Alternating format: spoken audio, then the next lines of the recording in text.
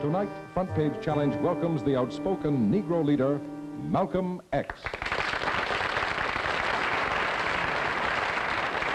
Sir, what's the real reason why you two men split? Is it merely ideological, or is it personality? What else?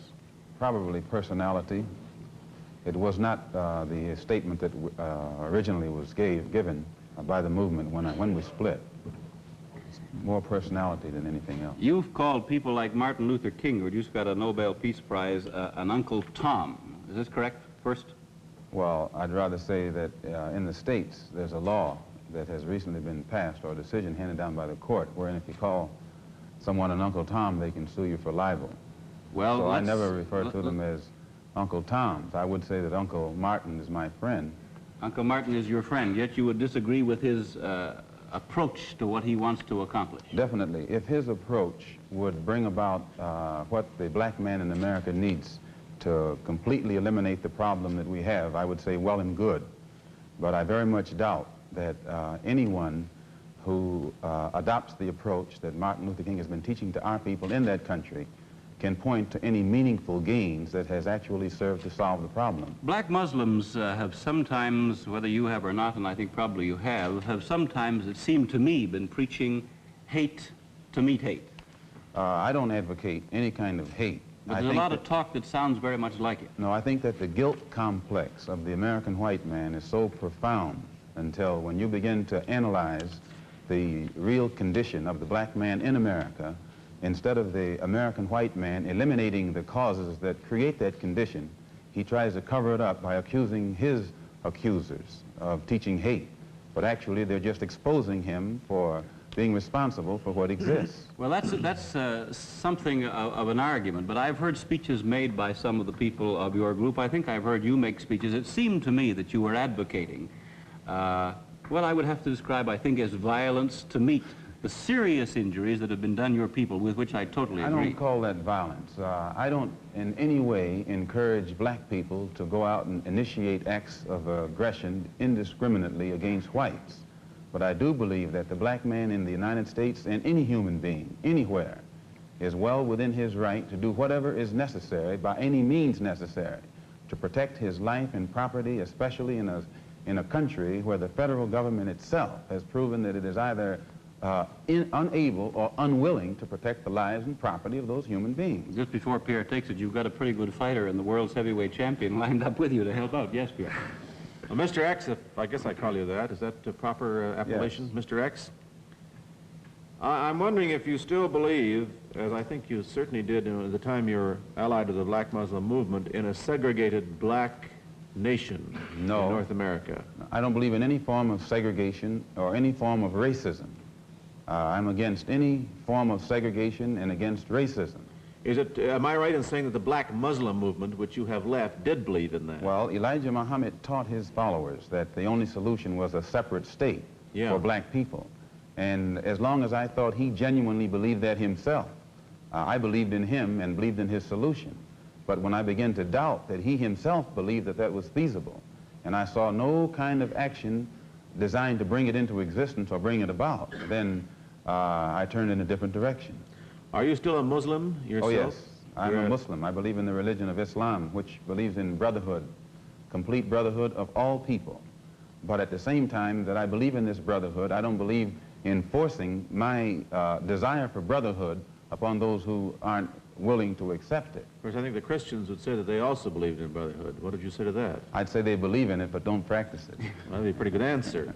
Sir, when the muezzin goes up in the minaret twice a day, he cries to the world, there is but one God, and he is Allah.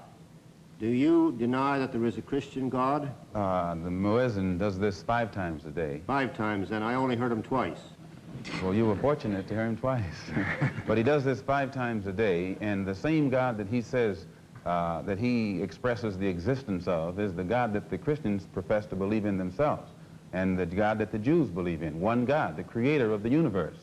The Muslims believe in the God that created the universe, and I think the Christians do, and the Jews do. Now, as long as all of them are talking about the creator, the Jews may call him Jehovah, and Christians may have another name for him. Those who are Arabic speaking refer to him as Allah. Well, we believe in the same God. Now, as the Muslim religion advances in the United States, are you modernizing it or sticking with the old faiths? For example, the complete segregation of the sexes. I think that everything today on this earth is being modernized.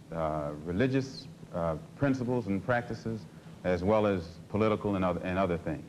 Now, when you went to Mecca, this is a very sacred and forbidden city. I tried to get to Mecca myself and certainly didn't make it, not being a Muslim. But how would they accept you as one? You're an American. There are few American Muslims. This is true, and by being an American and not having not being able to speak the Arabic language, I did strike a snag, a very serious snag, but I was fortunate to have been pretty well known by the officials in Arabia, and they knew too that I had accepted Orthodox Islam. It had been highly publicized in the paper, and I became a guest of the state. I was a guest of Prince Faisal, the present King Faisal, and they made it possible for me to go before the committee, Hajj committee or Hajj court, who examines you and asks you questions about your belief, and if you pass it, then you are okay to go to Mecca. But it's You would true. have to have a translator then.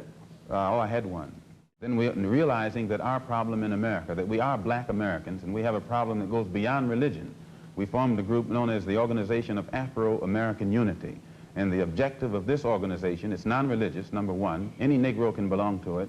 And the objective of that organization is to bring about a condition that will guarantee respect and recognition of the 22 million black Americans as human beings. We feel that the problem, number one, of the black man in America is beyond America's ability to solve. It's a human problem, not an American problem or a Negro problem.